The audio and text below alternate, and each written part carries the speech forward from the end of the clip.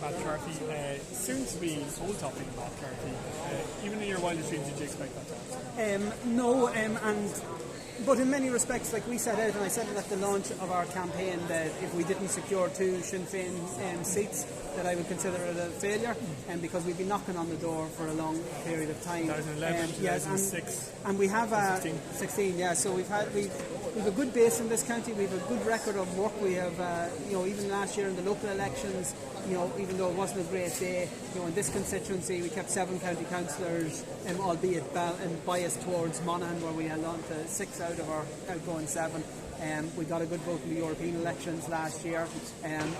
Creevin O'Callaghan has been an outstanding TD for this constituency. He was our Director of Elections this time round.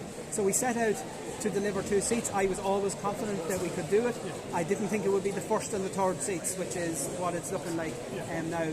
But I think that's a reflection of we got elected in the first instance on the back of all those party activists and the record of work of elected representatives.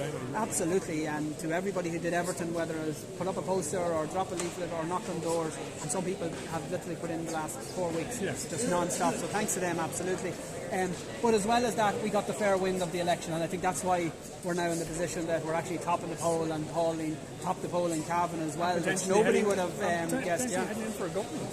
Who knows yet? And we didn't we didn't get involved in politics just to talk about issues. We got involved in politics to deliver. And very interesting picture when the polls first started to change, and Sinn Féin started going up in the polls.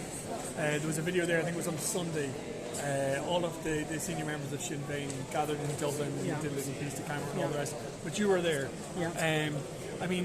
So I take it in the next Dáil, you're possibly going to have a front bench position. Well, that will be up to Mary Lou McDonald. So I just want to say how well Mary Lou McDonald has done in this campaign as well. Like, she has beaten all expectations. Pitching it to the boss. Absolutely. But I think both myself and Pauline Tully are going to be big players in the Dáil. I think that's one of the reasons why we got elected. People see us both in our own right as serious representative people who will go to the Dáil. We'll advocate on the first instance on behalf of the people who elected us, and we will champion their needs and wants and the things that are needed from Cavan Monaghan. But I think at a national level we also have a role to play from our own life experiences and from our own political experiences. The seat that you're leaving behind in Europe. Yeah.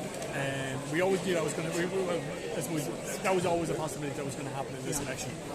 But O'Rourke seems to be getting elected in Meath. Yeah. Who's your number 2? Who's your number 1? Yeah.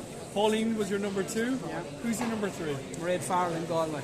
Number 4? Number 4 is a woman called Caoimhe Sloan in Meath. So she wasn't running for election today, but we'll see what Caoimhe has to say about it. So yeah, there's Claire Curran in Roscommon was number 5. Did you expect that to go that far down the list? Listen, the people have spoken, and the people have said they want Sinn Féin representatives in the Dáil. But I do think that you make an important point. It is really important that the work that I've been doing and the Sinn Féin team of MEPs have been doing in the European Parliament continues. And one of the things I think is going to be an advantage to me is that I understand how the European Union works. But I'll also, whoever is on the list, I'm going to have a direct line to them. So I would still expect that the issues that have, that I have been involved in, particularly around rural development issues, issues around, all of that. I expect those issues to continue to have a strong Republican voice in the European Parliament, advocating for those people as well. So that's going to continue. Thanks, Pat. Thanks,